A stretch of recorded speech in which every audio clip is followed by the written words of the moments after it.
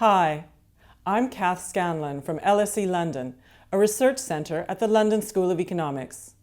I'm here with Neil Young from East Village and Alex Hilton from Generation Rent to talk about new style private renting in London. For decades, the private rented sector in this country had a bad reputation. It was seen as run-down, low-quality housing, the tenure of last resort for those who couldn't afford to buy their own homes and didn't manage to get into social housing.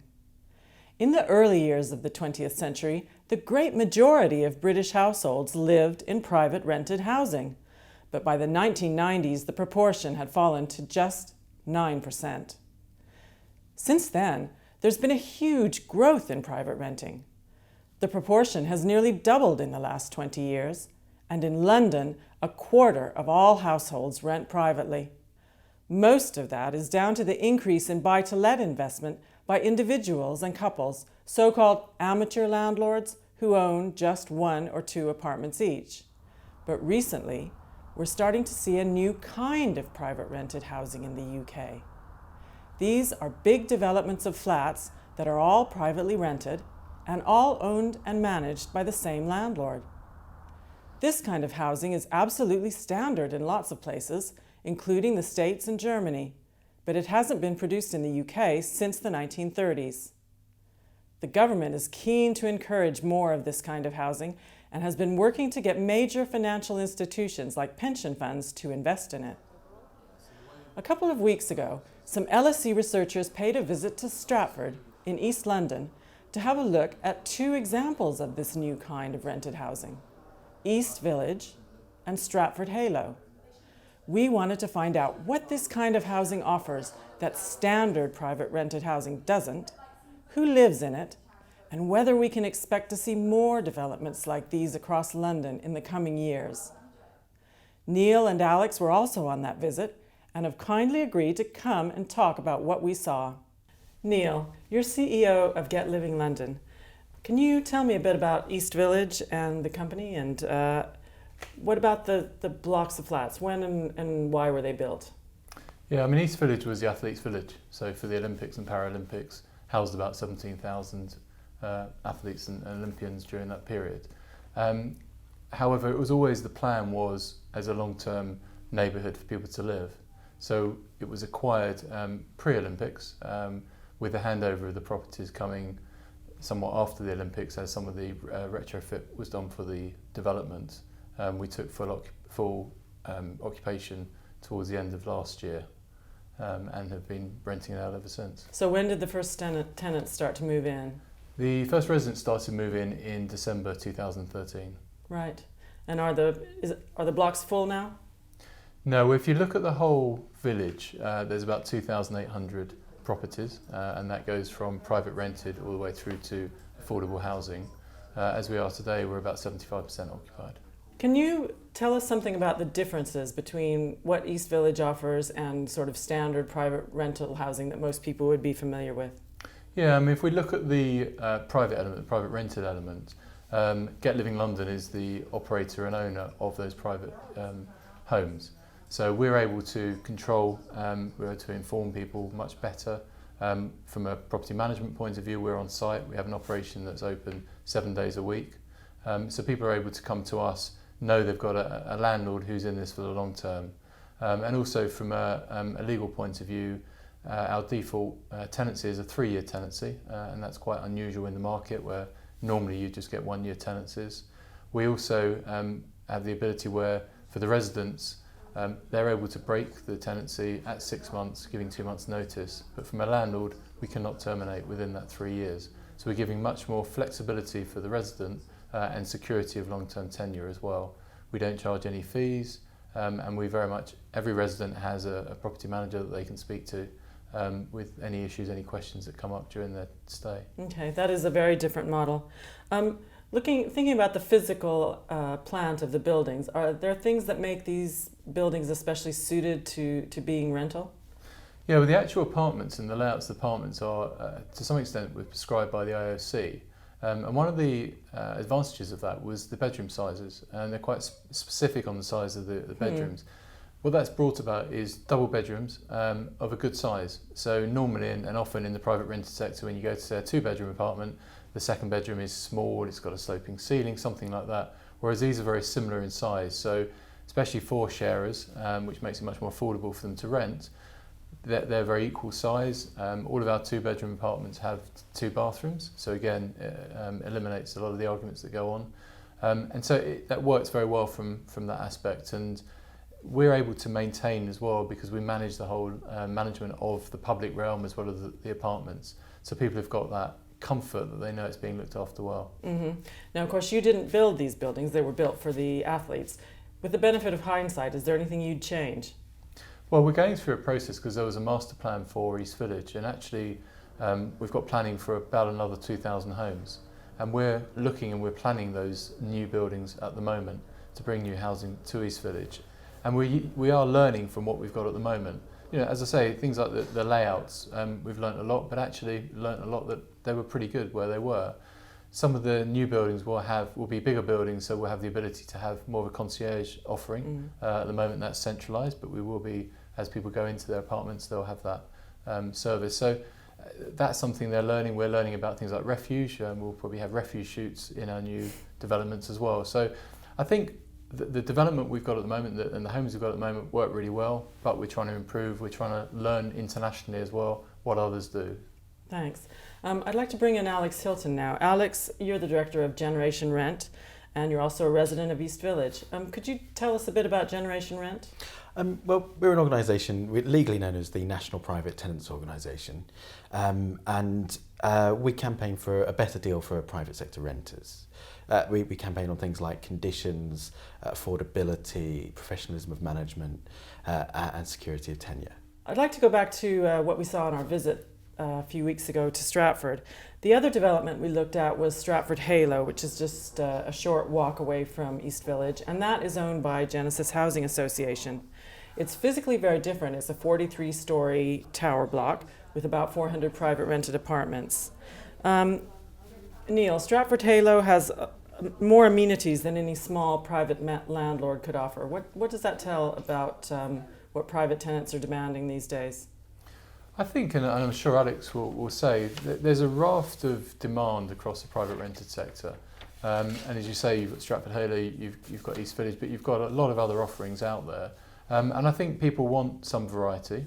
But I think what Genesis is trying to do at Halo and we're trying to do is give the management side and the service side and being able to maintain that service and being responsive as we should be. And I think I'm convinced there's a demand for more offerings for residents and out there to have that approach.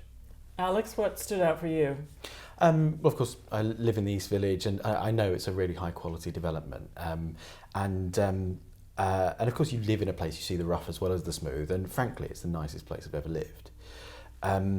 At Halo, the Genesis development was also very interesting. I think what they took, though, was a very different approach towards community development.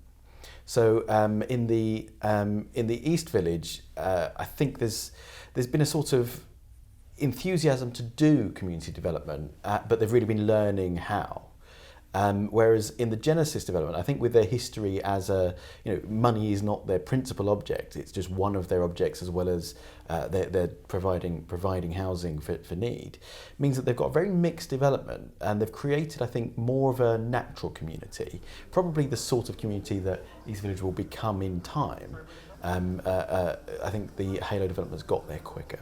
Well, that leads us on to talking about the tenants. Neil, can you tell us something about the tenants at East Village? We've got one of them here, but what attracts them to East Village? Well, what's interesting, I find, is that people are, when they first hear about East Village and they think of Stratford, and they're a bit hesitant, they're not really sure if they know the area, they may not have been there. What we find is when actually people come and they see it for the first time, they're really taken by it. I think when you come into East Village, the public areas are fantastically maintained, but it's also the surrounding areas as well. It's obviously got the Olympic legacy. You've got the swimming pool, you've got the velodrome, you've got the stadium, Westfield on the doorstep. You've got a lot of facilities over there as well. So I think Alex was saying about the neighbourhood, trying to create a neighbourhood. It is very much an aspiration. We've had residents for a year. We are learning, but the aspiration is there to make it a place where people just don't come and live. It's just not a dormitory place, but it's somewhere that they can get to know other people, they can enjoy the environment. You know, we've got plans and during this year we'll be opening more retailers who are brought from the local area. So they're small retailers who may have been in Hackney Wick or in other surrounding areas, Brixton and places, who have got a very much a different approach, but an approach that I think supports what we're trying to achieve. Alex, what's it like to live there? Right. It's really interesting in that it doesn't really feel sustainable the way it is. It's very hard to sort of put this in words. I don't want to knock it because it is great. I live there, I find it attractive, I don't want to move. But I've made a decision in my life that at 39 years of age, I'm never going to be able to afford to save for a deposit. So I've got to stop living in shared houses and bedsits. And so I've got to spend some money because I've got to have my quality of life at some time during my life. It's not going to happen at some point in the future. So I've made a decision to spend more of my money on rent. And the model there, it's not cheap. It's not cheap housing. It's quite expensive housing. It's a good quality offer, but it's quite expensive. And then if you look at the commercial units, most of which are currently unlet, there's a real concern that the whole thing has been priced high, and that's why we haven't got any. We've only got 2 let commercial units. And bringing in, I'm quite enthusiastic for the new hotel they're going to build and the new commercial units when they open, because all of these things will mean jobs. All of these things will mean more life for the area. But I have a deep fear that the reason why they're empty is because, it's much easier to fit out a shop than it is to fit out a home. Is because they're just priced too high. That it's seen as a premium development, and they have to have premium products in there in order to maintain the high price of the rents. It's early days still, and I'm sure these things are just proceeding in phases. Do you want to quickly come back on that, Neil? I have one more point. Just to pick up on that, in residential developments, usually it's the commercial units that get rented last because a retailer will want the residents to be there. Secondly, we have a lot of demand. We have over 20 retailers who are lined up to come in, and we're going through the process of bringing them in. We have actively gone for local retailers who know the area and want to go into this kind of environment. Westfield's on the doorstep. You've got all the big brand names in there. It does very well. We wanted something different that's going to work for the residents, and we've also looked at what mix you should have in terms of that. So, one thing that encourages me is some of the feedback we get from residents. They want the retailers to come in. It's not that the retailers aren't wanted. I see the long list of retailers who are either signed up or keen to come in. I have no issue about the desire. We're very committed to it because we, like Alex, believe it will be another thing that will lift the area. So it will be coming in. There's fit outs going on already in some of the retail units. It's coming in this year. Okay. Can we just go back quickly to the question of leases? You mentioned, Neil, that your standard offer is a 3-year lease. Now that's very unusual in the UK market, where most leases in the private sector are assured short hold tenancies that last for 6 to 12 months, and beyond that the tenant doesn't have any security of tenure. Alex, is that something that you'd like to see more landlords offering? Oh, absolutely. And I think it's not just the 3-year leases that Get Living London are offering. It's also the commitment to rent increases in line with inflation, which that's correct, isn't it? Yep. And this means real stability for a household. They can say, right, for the next 3 years, this is what my rent's going to be and whatever. And I think when you've got a landlord with an approach like that, a very professional approach like that, that's modelled it and modelled their finances, and they know that that's how their business is sustainable, then you've got someone you can talk to. So I imagine 2 years into a 3-year lease, you could go to these guys and say, I really like living here. What can we do about extending this lease and whatever, and have a chat with a professional. Yep. The vast majority of the private rented sector is nothing like that. The vast majority of it is unrecognisable in the private rented sector. And in fact, the landlord bodies are actively campaigning against that pretty decent behaviour. It's not costing you money to do that. It's just that just being a decent landlord, they're campaigning for that not to be in statute. And that would be a vast improvement. I certainly don't think it would be the answer to all the problems in the private rented sector, but just allowing some sense of stability is essential to community building.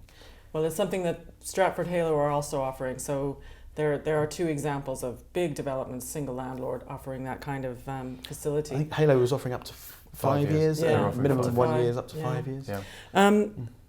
Finally, we don't have much time left, but what I'd like your views about whether this kind of private rental development is something that we're going to be seeing a lot more of in London. It's certainly something the government is in favour of. They're trying to get financial institutions interested. Get Living London is a private company, Genesis is a housing association, but is it something that others are going to follow your example on? Yeah, I mean, we're certainly keen to do more and are always looking at other opportunities. There is a lot of talk in the sector about, or in the industry about more investment. I think one of the things is it's a long-term investment, and when you think about, if you do it all the way from the beginning, you've got to be, going for planning, you've got to be a developer, and then you've got to be an operator. And I think there's some institutions who see that as quite a challenge to go through the stages. But I think the comparison is the student market. And I think if you look at how that's changed over the last probably 15, 20 years, we've got to a position where, whether you agree with it or not, but the student blocks are being traded in the same way as commercial is. I believe long term that will happen with the private rented sector, with the institutions. How long that long term is, we don't know. But there's certainly a lot of interest in the market. I think with all this, you always want it to happen quicker than it is. But yeah, Alex, is it something you'd welcome? It concerns me that as a taxpayer, I am, or not personally, but collectively, paying £1 billion to stimulating institutional private rented sector development. It shocks me that is market rate properties. As a taxpayer, I am subsidising companies to make the market rate. I don't understand why I'm doing it. Surely, if the taxpayer is subsidising it, it should be lower than the market rate. And the market rate is high. It's eye-watering at the moment. Half the population of this country earns £26,000 or less. None of those people can afford to live in the market rate apartments. That's not true.